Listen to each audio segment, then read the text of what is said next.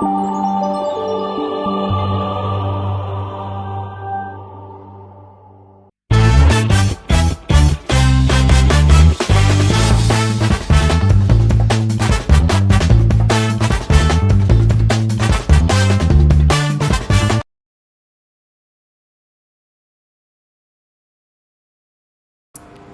for introductions, the evolution theory views development as a linear, progressive, and irreversible transformations where society advances from simple to complex form, while the circle theory argues that development moves through repeating phases of rise, growth, maturity, decline, and renewal.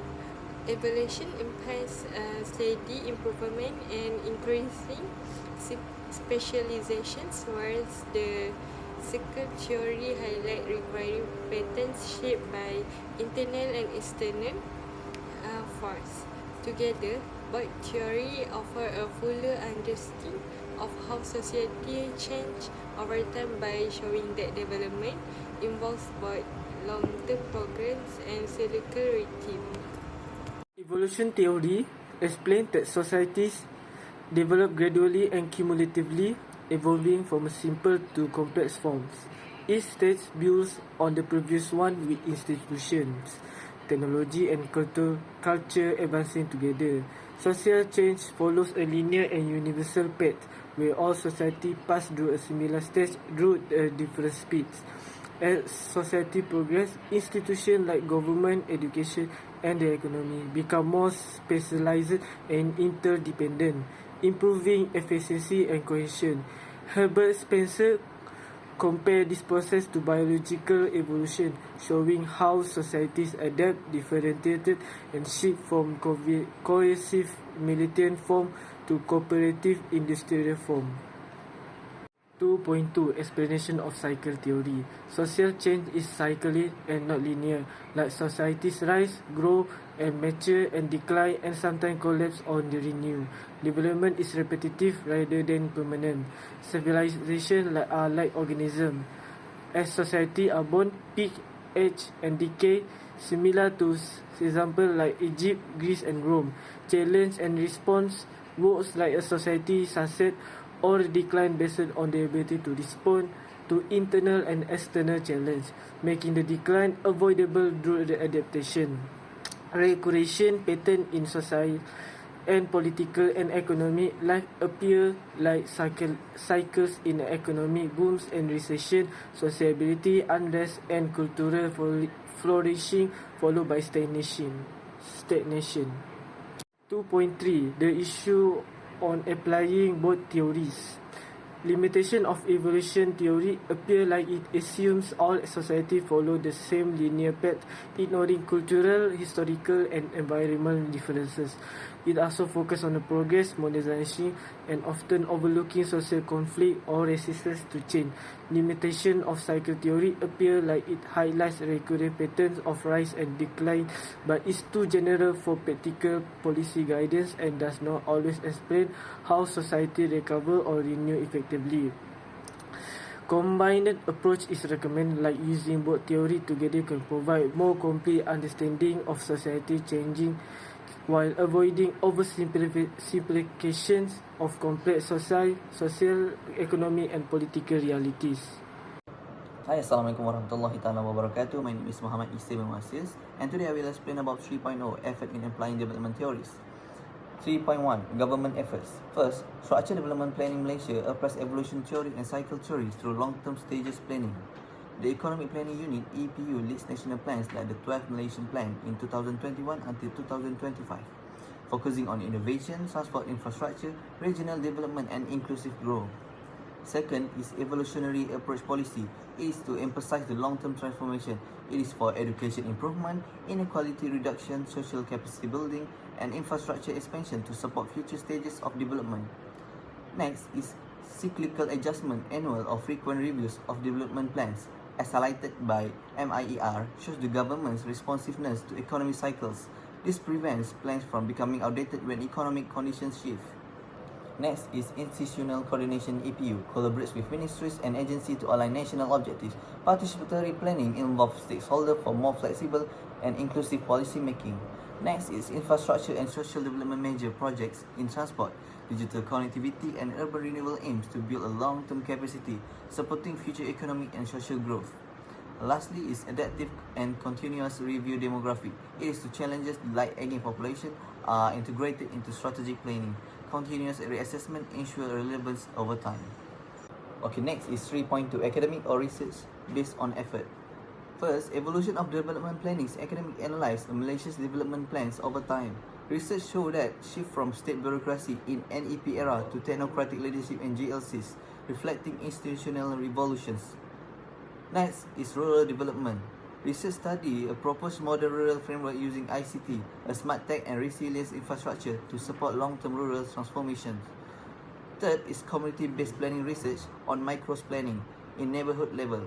It is highlight how community participation supports both long-term change in evolution theory and also responses to local cycles.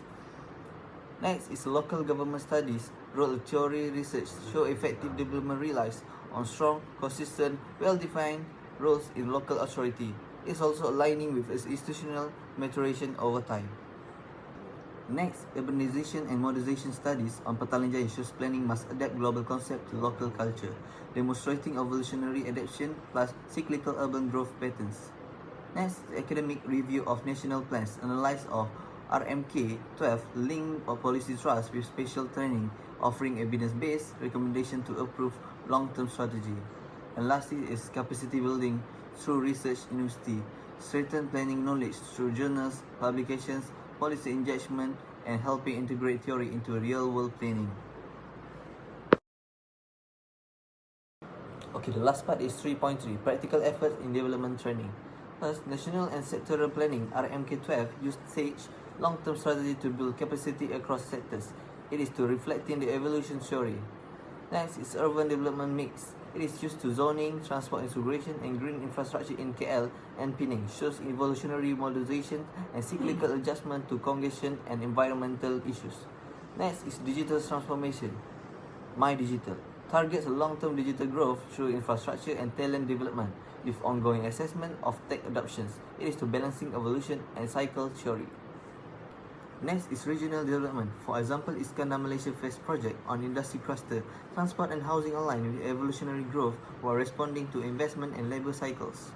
Next is human capital development skills. It's developed a fund and university industry partnership to enhance the workforce capability to gradually with a regular evaluation of labour market cycles. And lastly is sustainability and environmental management plans. It is included to resource management, climate adaptations, and disaster resilience through cross-sector coordination and continuous environmental monitoring. In summary, Malaysia turns a theory into action through structures, planning, continuous monitoring, and adaptive strategies. It is to ensuring a development remains progressive and responsive, sustainable. Thank you. That's all from me. Assalamualaikum, my name is Nur Atika. First, I will explain the strength of this story. This story helps us understand long-term social change because it gives a clear framework of how societies develop over time. It also combines linear and cycle change.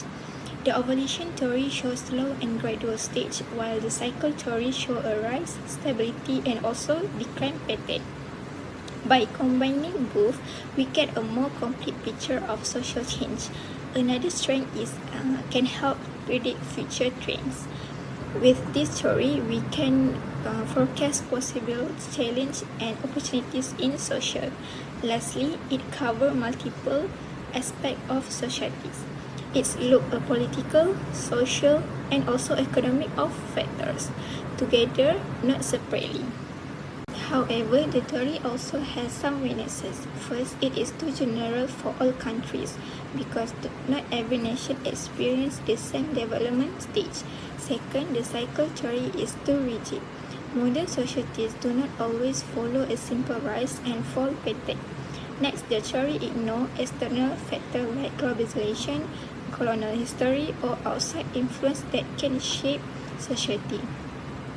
Lastly, it is hard to prove because the concepts are abstract and difficult to test with real data.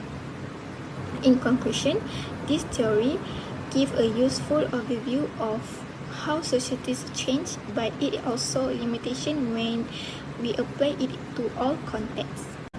For this slide is about opportunities and threat in this story.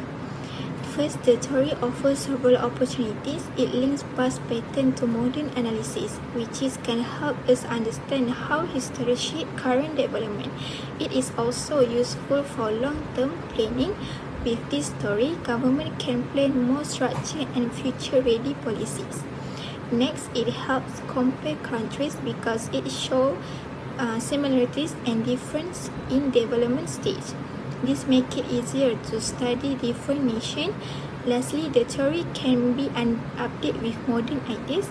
It can be combined with new concepts like technology, globalization, and digital change to make it more relevant today. However, there are some traits. First, change today are too fast. Technology and globalization move quicker than classical theories can explain. There is also a risk of outdated policies. If we rely too much on old theories, they might not fit modern needs. Another trait is newer theories are more relevant because modern models explain today's development better. Finally, unpredictable global events like pandemic, wars, and climate change do not follow fixed patterns, so they are difficult to explain using this theory. 5.0 is a benefit of understanding evaluations and circle theory in development. First is better planning and decision making. Evaluation theory support long-term national and corporate planning. Evaluation theory sees development as a slow cumulative and shaped by institution and technology, helping planner design long-term strategy. Evaluations theory agrees that society grow gradually through better institutions, technology, and social adaptation. For planner, this means development is predictable and progressive, allowing them to design long-term strategy that align with social and economic transformations. Next is a theory highlight the importance of strong institutions. Planner must strengthen governance, education, and legal system because institutions shape long-term growth. A key advantage of evaluation theory is a focus on institutional change. Development depends on the quality of governance, education system, legal structure, and social institutions. By understanding how institutions evolve slowly over time, policymakers can identify what need reform and what need supports. Next is theory guides technology-driven development planning.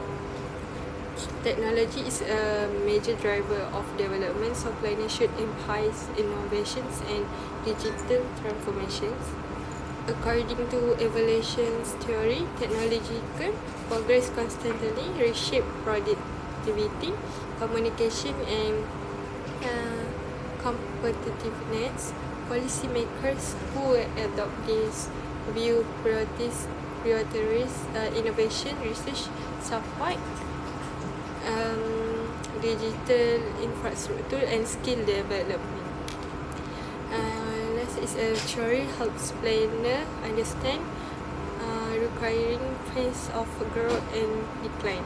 Second theory shows that development moves through phase growth, stability, decline, and recover, helping planner anticipate crisis.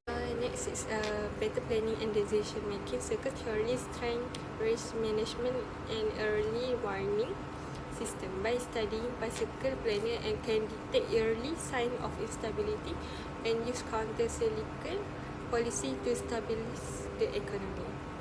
The next is combining evaluation and circle theory leads to adaptive and resilient planning. Using both theory helps planner create strategy that are long-term and crisis responsive. So this is overall importance for policymaker.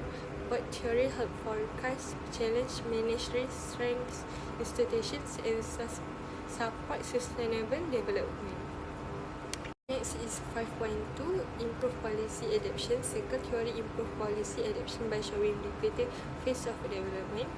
Circle theory teach that development move through requiring phase growth, stability, crisis and renewal, allowing government to adjust policy based on the stage. Circle theory states that development is not linear and instead follow repeat phase.